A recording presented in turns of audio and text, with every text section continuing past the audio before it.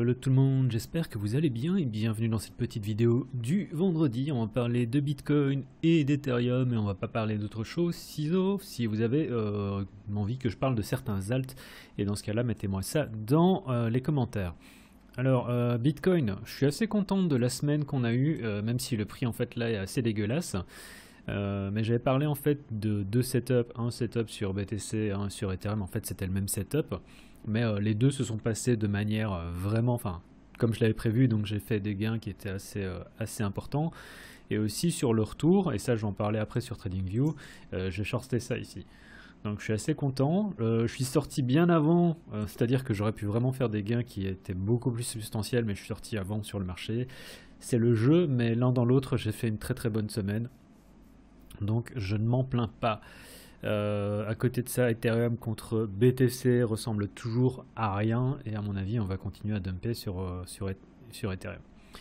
Bref, là où est-ce qu'on en est honnêtement tel quel, on est au milieu de nulle part pour moi. Si vous regardez là au niveau de mes niveaux, honnêtement on est proche d'aucun niveau, d'aucune zone, donc je suis vraiment pas intéressé pour quoi que ce soit.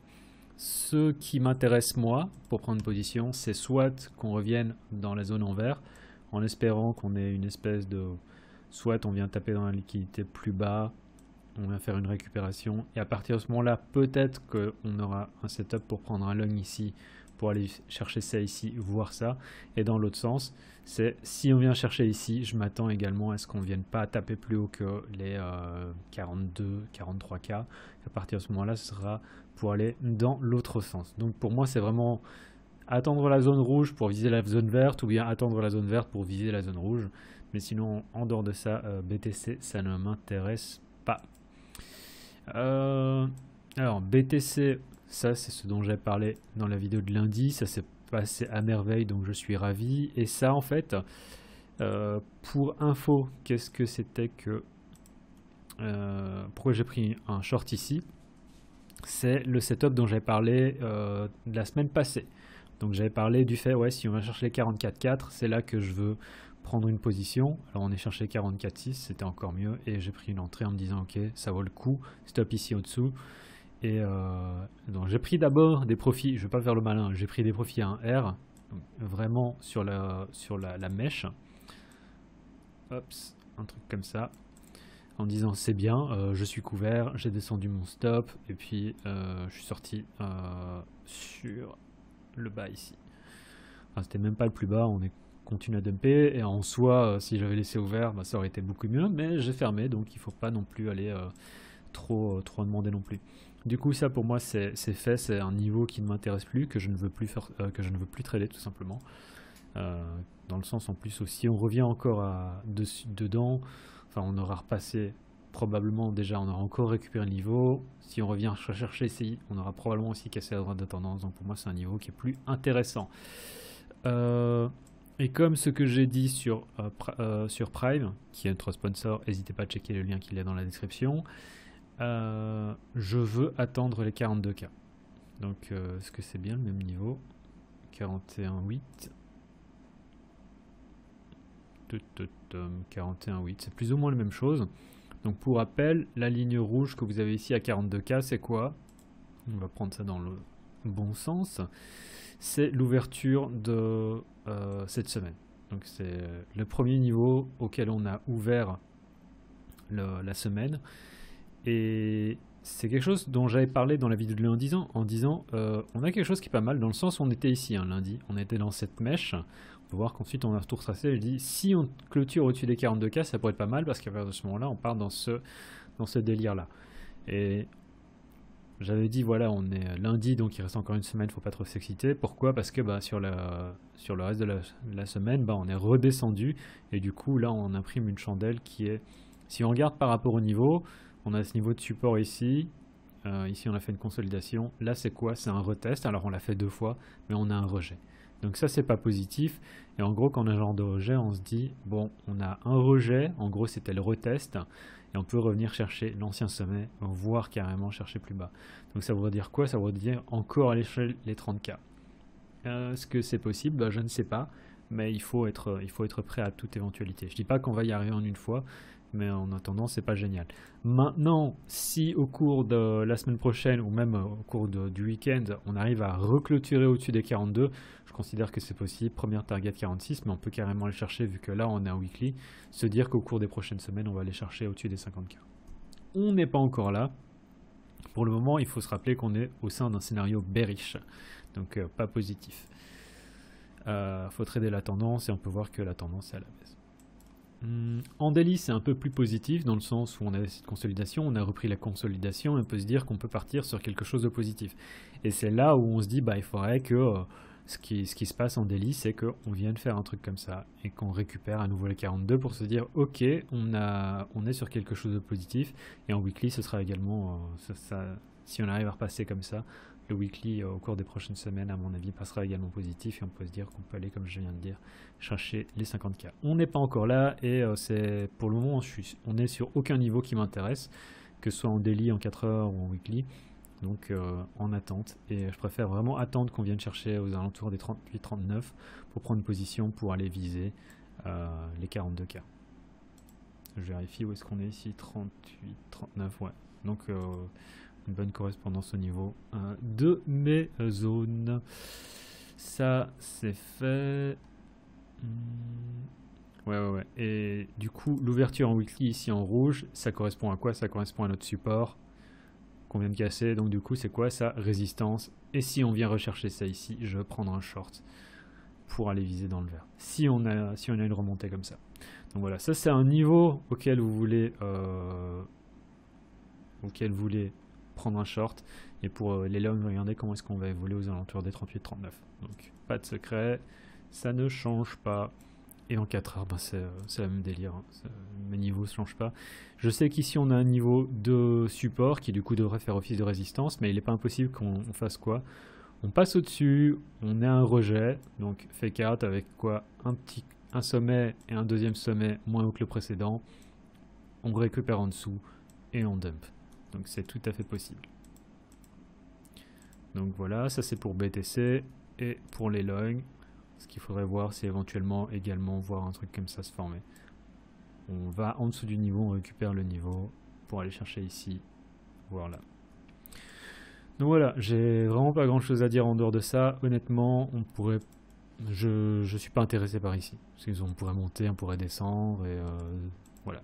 On est sur une zone où on n'a pas d'historique. Enfin, on a quoi? On a eu un dump, un pump, du vide. Donc ça m'intéresse pas. Là, on est potentiellement en train de combler un vide. Hein. Donc, quand je dis combler un vide, ça veut dire quoi? C'est qu'en termes de volume de trading, parce que ici on n'a rien, j'ai pas de VPVR, j'utilise pas le VPVR, mais je sais que si je mets un VPVR, ça va ressembler à quoi? Ça va ressembler à un truc comme ça, avec du volume ici, et ici rien, et ici du volume.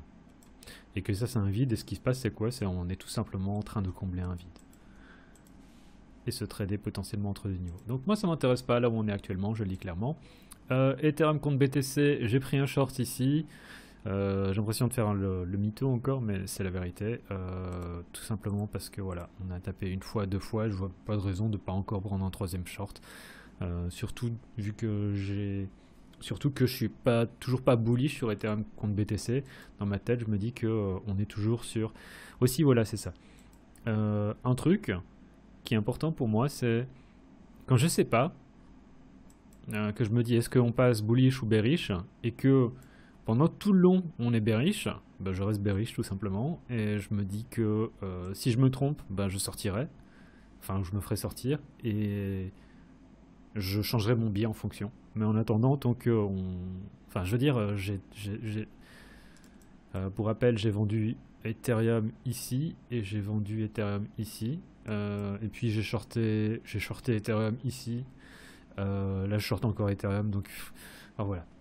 Je suis sorti du marché déjà depuis un certain temps, je fais de l'argent en shortant Ethereum, donc je continue tant que ça fonctionne, et le jour en fait où je me ferai sortir, bah, je me dirais ok, peut-être qu'on est sur un retournement et qu'il est intéressant de commencer à nouveau de rééchanger du BTC contre de l'Ethereum. Mais en attendant, ça m'intéresse pas trop. Donc Ethereum contre USD, on va regarder aussi vite fait. on a ce niveau qui est quoi? Qui est le niveau d'ouverture de cette semaine. Alors on a le niveau vert qui était l'ouverture de la semaine passée, mais globalement Ethereum c'est pas génial, hein. Si on regarde vraiment structure de marché, c'est sommet, creux, sommet. On fait une consolidation sur le support, on casse le support, on fait retest, et là c'est un peu comme ce que j'ai expliqué sur BTC, on dirait qu'on peut encore venir chercher le plus bas. Donc ça ferait quoi? Ça ferait un Ethereum à 2K, ce qui est pas folichon. Mais 2K, oui, c'est l'endroit où vous voulez acheter, parce que je sens qu'il y a pas mal de peur qui va à nouveau revenir. Mais c'est pas un endroit où vous voulez avoir peur, quoi. On peut voir, c'est résistance, résistance, support, support, support. Enfin, donc c'est vraiment une zone qui devrait être défendue. Du coup, voir comment on va terminer la semaine, mais même si on termine la semaine dans le vert, enfin, vu qu'on est en dessous de ça, pour moi, autant sur BTC, récupérer le niveau d'ouverture de cette semaine, ce serait suffisant pour me passer, pour que je commence à me dire, hey, il y a quelque chose qui se passe. Autant sur Ethereum, il faudrait qu'on repasse ici au-dessus des 3000. Et tant qu'on ne repasse pas au-dessus des 3000, c'est niet pour moi, quoi. Il n'y a pas de log à prendre. Et si on vient à nouveau revisiter les 3K, je me dis, c'est quoi? On est encore, sommet, creux. Vous voulez shorter ça pour aller chercher, peut-être pas aussi bas, mais aller chercher les 2008. Donc les 2008, on y est. Et on commence du coup à être dans une zone où je pourrais être intéressé par prendre une position. Donc pour des shorts, attendre ici. Je suis pas chaud dans l'idée de shorter directement ça ici. Et en daily, on arrive bientôt sur support avec la zone de liquidité. Donc on va voir en 4 heures ce que ça donne.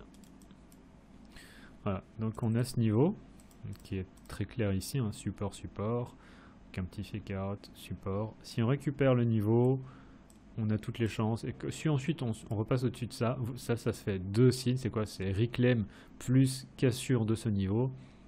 Sur le retest, vous voulez acheter ça pour viser ça. Mais aussi vous dire que lorsqu'on arrivera à nouveau vers les 3K, vous voulez dumper ce truc-là. Donc peut-être qu'on va tout simplement trader entre ces deux bornes. Et en attendant, ça ce serait éventuellement quelque chose qui pourrait être sympa à trader. Mais en tout ça, je sais pas. En tout ça, je sais pas, on est en train de dumper. Donc je sais même pas du tout comment est-ce que je voudrais prendre un long sur ETH. Éventuellement, si on vient chercher ça ici.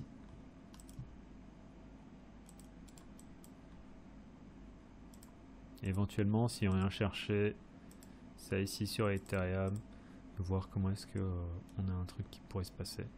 Mais on devrait avoir une réaction ici, hein, donc ça devrait être positif. Ah, je sais pas. Non, je suis pas chaud pour Ethereum, donc j'attendrai vraiment 2006 pour prendre, on va dire, une position là-dessus. Peut-être à 2007, allez, je sais pas. On verra. J'ai rien à dire sur Ethereum contre USD. Donc c'est tout pour la vidéo de cette semaine. Voilà, c'était comme d'habitude sponsorisé par PrimeXBT. N'hésitez pas à checker le lien qu'il y a dans la description. Le code DCG vous donne droit à 50% et vous pouvez trader autant les commodités que les index et le forex sur PrimeXBT. Donc n'hésitez pas à checker le lien qu'il y a dans la description. Comme ça ils continueront à me sponsoriser. Allez, c'était tout pour la vidéo de ce... C'est rigolo hein, parce que quand je dis c'était tout pour la vidéo de ce vendredi, à chaque fois quand je fais ça, je fais un petit signe de bye bye de la main alors que vous ne me voyez pas. Avant qu'on finisse, vu qu'on est à 14 minutes, il y a un truc dont je voulais parler aussi vite fait et qui est très important pour moi en termes de trading.